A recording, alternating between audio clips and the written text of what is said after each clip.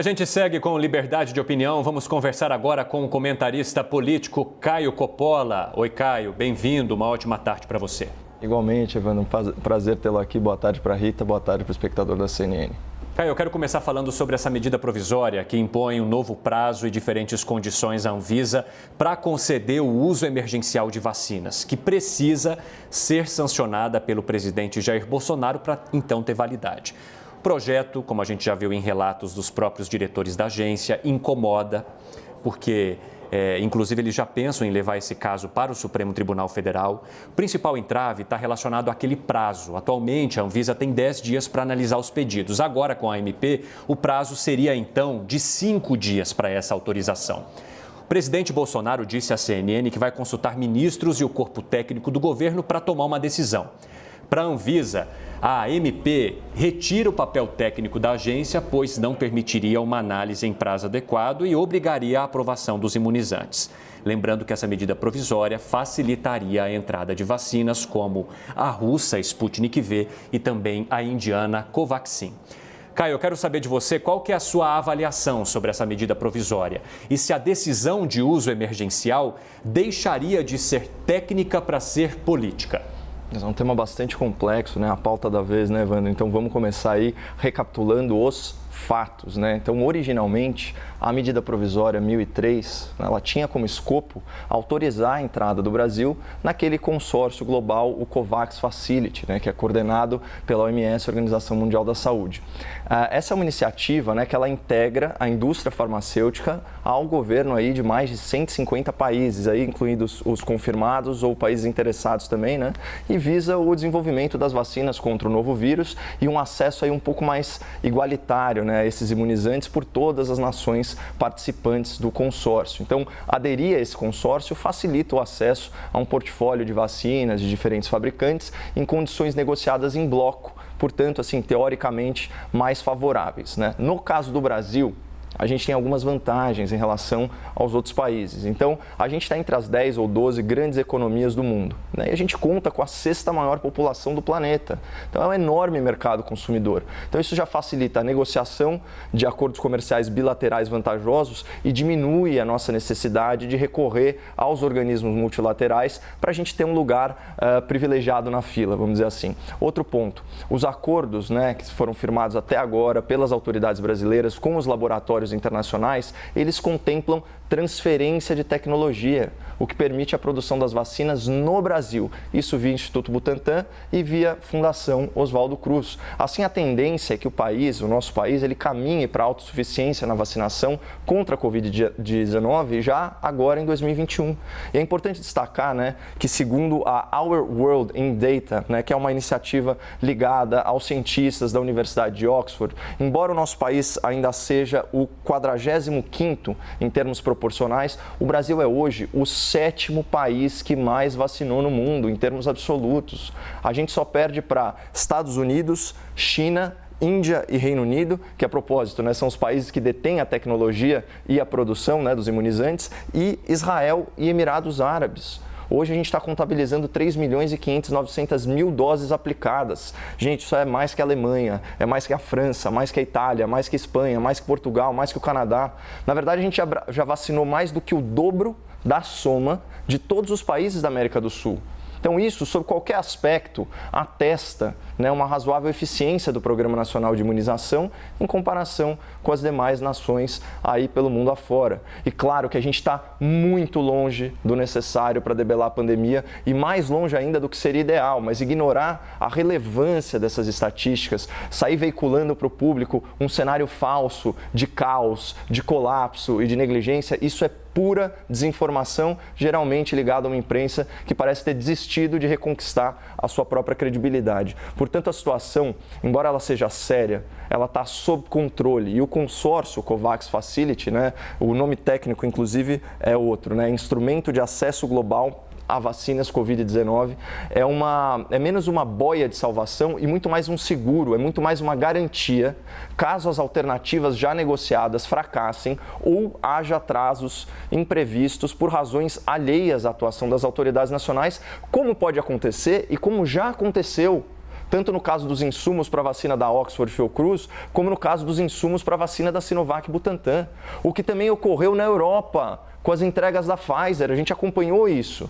Então, escassez de recurso, pessoal, os problemas de logística, esses são desafios globais, não é uma questão meramente nacional, fruto de uma suposta incompetência crônica das autoridades do governo, como faz parecer o jornalismo militante que omite ou que tira protagonismo de todas as notícias que são alvissareiras e de qualquer dado que seja positivo. Mas vamos voltar aí para a medida provisória 1003, cujo objetivo original era o quê? Era promover a adesão do Brasil ao instrumento de acesso global de vacinas Covid-19. Pois bem, essa MP ela chega ao Congresso Nacional com 1 página e 4 artigos, isso em setembro de 2020. Mas o texto volta para a sanção presidencial agora, fevereiro de 2021, mais de 4 meses depois, com múltiplas páginas e 12 artigos, o triplo do documento enviado para o Congresso. E entre esses vários dispositivos, há artigos sem qualquer relação com o objeto original da medida provisória, que é a participação bem-vinda do Brasil no consórcio COVAX Facility. Então, vamos deixar bem claro, mas bem claro mesmo para o espectador, o que está acontecendo aqui. O Congresso Nacional se aproveitou de uma matéria urgente e consensual para legislar arbitrariamente sobre questões sanitárias, sobre as quais, como bem disse a Rita, não entende e faz questão de não entender. Não é a primeira tentativa, vou repetir, não é a primeira tentativa do Congresso de baixar as exigências sanitárias, de relativizar a soberania nacional e de esvaziar as atribuições da Anvisa. Olha só, o senador mineiro, o Antônio Anastasia, ele já havia proposto uma emenda à Lei Federal 14.006, obrigando a Anvisa a expedir lá os pareceres em apenas 72 horas. Imagina isso, o órgão tem 3 dias para analisar, aspas, quaisquer materiais, medicamentos, equipamentos e insumos da área da saúde sujeitos à vigilância sanitária. Isso, claro, os materiais que tivessem sido aprovados por uma das 4 agências estrangeiras consideradas como referência regulatória no mundo: a agência americana, a agência da União Europeia, a japonesa e a chinesa. Então, segundo essa lei, na ausência de manifestação da Agência Nacional de Vigilância Sanitária brasileira, a autorização é concedida automaticamente, né, naquela lógica do quem cala consente. Então, você imagina o absurdo que é aprovar medicamentos, que é aprovar equipamentos de saúde, sem qualquer revisão das autoridades técnicas brasileiras. E pior, a interpretação original dos parlamentares era de que a redação dessa lei já contemplava o quê? As vacinas. Mas a Anvisa conseguiu contornar essa rebeldia sanitária, essa tremenda irresponsabilidade dos deputados e dos senadores, alegando que pelo texto da lei, o prazo de 3 dias, de 72 horas, só seria válido para produtos efetivamente registrados pelas agências estrangeiras e não para aqueles produtos autorizados em caráter emergencial, como é o caso de todas as vacinas da Covid-19. Então, essa lei, a Lei 14.006, ela é de maio de 2020. Portanto, o ataque do Congresso à Anvisa, ele é antigo e ele é reiterado. Mas a imprensa, muitas vezes, nessa saga oposicionista, fica jogando o ônus dessa legislação no colo do presidente da República, ignorando o fato de que a MP não tratava da desregulamentação da Anvisa e desconsiderando o fato de que Bolsonaro se manifestou pública e pessoalmente, em favor do presidente da Anvisa. Então, como eu já disse, o texto final da medida provisória, ele tem o triplo de artigos do texto original e, portanto, a paternidade dessas medidas de atropelo sanitário são do Congresso Nacional, incluindo os partidos de oposição que votaram favoravelmente, E a redação final, incluindo também os destaques da sua própria autoria. Mas agora vamos olhar a questão da ótica do presidente da República, que foi muito bem sintetizada nessa manchete aqui do Valor Econômico do Grupo Globo, Aspas, Bolsonaro terá de optar entre Anvisa e Congresso. Eventual veto do presidente à aceleração na aprovação de vacinas pela agência deverá ser derrubado pelos parlamentares. Pessoal, para a derrubada dos vetos, basta maioria absoluta no Congresso. Então, é metade mais 1 do quórum total das casas. Assim, resta ao presidente tentar barrar questões menores, que a gente tratou aqui, como esse prazo exíguo de 5 dias para aprovação.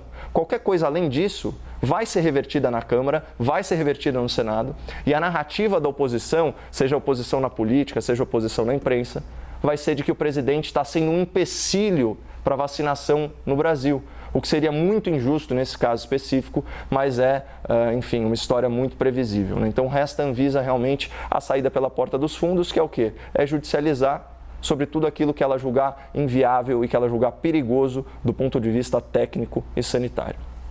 E nós ouvimos o presidente da Anvisa, Antônio Barra Torres, exatamente sobre isso, logo depois da notícia da divulgação dessa medida provisória, Caio, na semana passada, num largo espaço aqui no CNN 360. Mas eu queria questionar você também, na verdade, só entender um pouco mais o que você quis dizer sobre cenário falso de caos e colapso e negligência. Muitos desses cenários, eles foram apontados pelas autoridades destes estados, onde, segundo essas autoridades, esse cenário aconteceu. Eu gostaria só que você explicasse por que você chama de cenário falso de caos, mesmo com os números apresentados por essas autoridades destes locais. Caio? Eu estava me referindo no contexto da fala, especificamente ao estágio da vacinação no Brasil. Você percebe a imprecisão que é, né, ou fazer uma crítica de que todas as autoridades são negligentes, são incompetentes, todas as delongas têm responsáveis, seja na administração federal ou nas administrações estaduais, quando, em comparação com o mundo, o Brasil é o 7º país que mais vacina. Então, você já tem aí, isso segundo os dados, né, da Our World Data, que eu trouxe aqui, uma instituição séria, ligada aí à Universidade de Oxford, falando, olha, o Brasil é o 7º país que mais vacina, 1,7% da população já recebeu alguma dose do imunizante. E, dia após dia, como eu disse, a gente está à frente da imensa maioria dos países da Europa, na verdade todos, à exceção do Reino Unido, isso em números absolutos, e na frente não só da América do Sul. Se a gente pegasse toda a vacinação da América do Sul e dobrasse o número, nós ainda teríamos mais doses aplicadas aqui no Brasil. Então você perceba a desconexão entre a realidade dos fatos, né, e as estatísticas empiricamente, factualmente verificadas. É disso que eu estou falando. Então, por mais, como eu disse, a situação está longe de ser ideal. Mas daí a falar no caos da vacinação no Brasil, na negligência, na incompetência, é ir um pouco demais. Porque a gente tem que julgar, tudo bem, também com base no que seria ideal, mas com base no que a gente está verificando. E o que a gente está verificando é que insumos atrasam para a maioria dos países. Como eu disse, rolou na Pfizer, na Europa, né? A gente teve problema com as duas vacinas, as duas apostas nacionais, né? Tanto a encampada pelo governador de São Paulo, quanto a pelo presidente da República, tanto os insumos da Fiocruz, quanto também o do Butantan, eles atrasaram. E é disso que a gente está falando. Só que a gente está num país que fez acordos bilaterais de transferência de tecnologia. Então, nesse sentido, não dá para falar que a gente está no caos, quando, na verdade, a gente está numa posição privilegiada. É que a gente está no olho do furacão. Então, uma análise séria, ela requer um certo distanciamento, Evandro. Vamos falar um pouco de economia agora, Caio. A equipe econômica prepara mudanças para a volta do auxílio emergencial. O Igor Gadelha, lá de Brasília, ele fez uma apuração que aponta que o auxílio passaria a se chamar Bônus de Inclusão Produtiva, também apelidado de BIP. Esse novo auxílio vai atingir cerca de 30 milhões de brasileiros. A ideia seria pagar R$ 200. Para que o projeto se concretize, o ministro da Economia, Paulo Guedes, quer que o Congresso aprove a cláusula de calamidade para permitir, então, que essa despesa fique ali fora do teto dos gastos. Qual que é a sua opinião sobre o novo formato do programa? Acionar essa cláusula de calamidade é a única forma de manter o benefício sem estourar esse teto, Caio? Sim, nesse caso, com certeza, Evandro. Porque o que acontece? O Brasil, ele já vem numa trajetória deficitária de mais de 7 anos, certo? E aí, obviamente, em razão da pandemia, foi flexibilizada a legislação nesse sentido e foram aprovados gastos emergenciais. Eu queria destacar algumas coisas, mais de 500 bilhões de gastos relacionados à Covid. Certo? Agora, o que acontece? Na prática, se a gente pegar o déficit do ano passado, é como se você pegasse todo o benefício financeiro da reforma da Previdência em 10 anos e gastasse em 1 ano. Vamos lembrar, que se a gente considerar só os números aí do auxílio emergencial efetivamente pago, então na ordem aí de 325 bilhões de reais, isso é equivalente a mais de uma década do programa anterior de transferência de renda, que é o Bolsa Família, que, aliás, já está previsto no orçamento desse ano, com um acréscimo de 18%, de mais de 5 bilhões de reais. Então, a gente já tratou disso aqui. As famílias mais vulneráveis, que eram contempladas por esse programa, não só permanecem no programa, como vão passar a serem remuneradas por um patamar inédito, que é acima de R$200 ou R$200 para cima, na média. Tá? Então, esse é o primeiro ponto. O segundo ponto são algumas falácias relacionadas à crise na pandemia aqui no Brasil, que, para surpresa dos especialistas, né, o Brasil foi muito mais resiliente. Eu vou ler aqui só um trecho, né, sobre a PNAD Covid-19. Né? Então, o que ela estabeleceu? Isso é uma análise do IBRE, da Fundação Getúlio Vargas,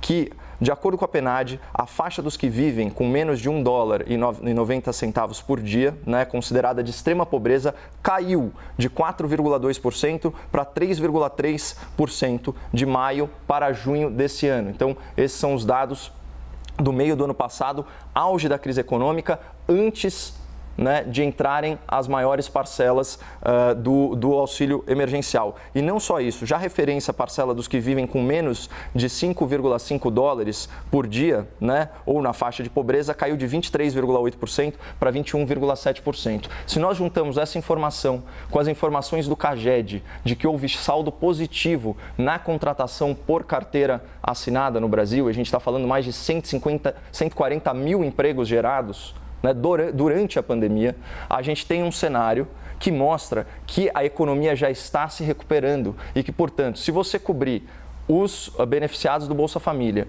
e, subsidiariamente, oferecer um outro programa, como é o caso do BIP, né, para as outras 30 milhões de pessoas, você já tem uma salvaguarda em termos de bem-estar social e de assistência social para que o país continue andando e a gente não abandone aí os nossos compatriotas menos favorecidos. Caio, nosso tempo então chegou ao fim. Muito obrigado por sua participação. Boa sorte aí durante a semana. Eu que agradeço, Evandro.